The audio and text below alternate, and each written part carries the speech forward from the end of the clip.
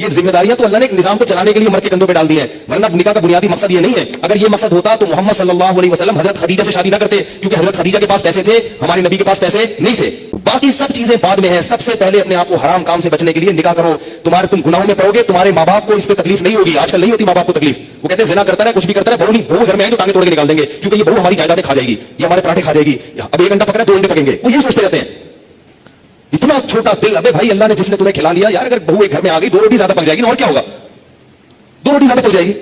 اللہ نے ایک دوسرے کے لیے پیدا کیا ہے اور بالغ ہوتے ہی خواہش رکھ دی ہے. رکھنا اس کی علامت ہے کہ ہم ان دونوں کو نکاح کی ضرورت ہے. گوروں کے ہاں نکاح پر پابندی ہے تو 13-13 سال کی لڑکیوں کے بوائے فرینڈ پھر کیوں ہوتے ہیں؟ اس لیے کہ ان میں یہ ڈیزائرز پیدا ہو چکی ہوتی ہیں.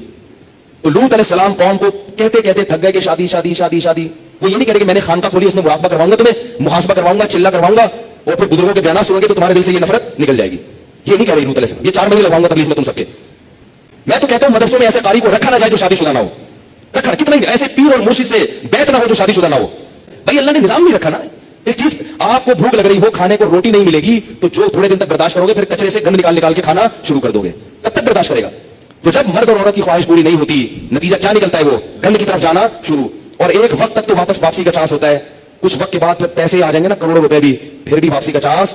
تبھی نکاح کے بعد بھی گندگی میں پڑے رہتے ہیں ایسے لوگ. دیر سے جن کی شادیاں ہوتی ہیں نا، شادی کر کے بھی گناہ نہیں چھوڑتے. ہو تو لوط علیہ السلام نے کیا کہا اپنی قوم کو کہ یہ عورتوں سے نکاح کیوں نہیں کر رہے؟ قوم جواب میں کہہ رہی ہے ما لنا فی بناتک من حق، ہمیں عورت سے نکاح میں دلچسپی ختم نہیں ہے. اس سے پتہ چلا کہ گناہوں میں جب پڑو گے تو حلال کی لذت بولو نا ختم ہو جائے گی، ختم ہو جائے گی. اور یہی ہو رہا ہے ہمارے معاشرے.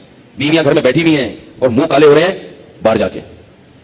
عورتوں کے اپنی زوجہ کو وقت ہی نہیں دیتے، محبت ہی ختم ہو گئی، کیونکہ اتنی گرل فرینڈ ہے منہ کالے کرا لی ہیں.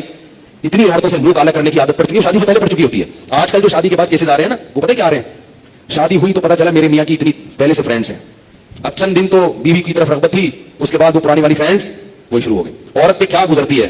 عورت سب کچھ برداشت کر لیتی ہے، مگر مرد کی بد کرداری عورت سے برداشت نہیں ہوتی. اس کو یہ نہیں پتا کہ کل کس عورت کے ساتھ دوستی لگائے گا، پرسوں کی. گھر تو ایسے گھر تھوڑی چل سکتا ہے. ایک عورت کی کال ہوتی ہے نا جو ایسے اپنے غم بتاتی ہے، تو میں آپ کو بتاتا درجنوں عورتیں ہیں. نتیجہ کیا نکلتا ہے کہ ان لڑکوں کو شادی سے پہلے لڑکیوں سے دوستیوں کی عادت پڑ چکی ہوتی ہے. وہ چسکے لے لی ہوتے ہیں. اب شادی کے بعد لوگ کہتے ہیں یار ایک بیوی یہ کیا ہے؟ درجنوں لڑکیاں، درجنوں لڑکیاں. پہلے ہی سے جب بچہ بالغ ہو تو والدین کو اللہ کا واسطہ دے کے کہتا ہوں اپنے بیٹوں کی بیٹیوں کی فکر کرو. بچہ بالغ ہو، برائیوں اس میں پڑھنے سے پہلے اسے اس کو گھر بات پہ لگا دو. اتنا نیک شریف نکلے گا، دیکھو آپ دعائیں دو گے مجھے، ایسا پیارا بچہ نکلے گا آپ کا. تھوڑے دن میں اس کی اولاد ہو جائے گی، میاں بیوی بچہ، وہ اسی میں مشغول ہو جائیں گے. اس کی کیونکہ اللہ نے انسان کے دل میں فطری طور پر گناہ سے نفرت رکھی ہے. جب اس کی حلال طریقے سے تسکین ہو جائے گی تو فطری طور پر اس کا طبیعت جائے گی نہیں گناہ کی طرف. میرے جو بزرگ ہیں، میرے مشائخ ہیں، 13-14 سال کی عمر میں ان کی شادیاں ہوئی تھیں. ایسی پاکیزہ زندگی انہوں نے گزاری ہے.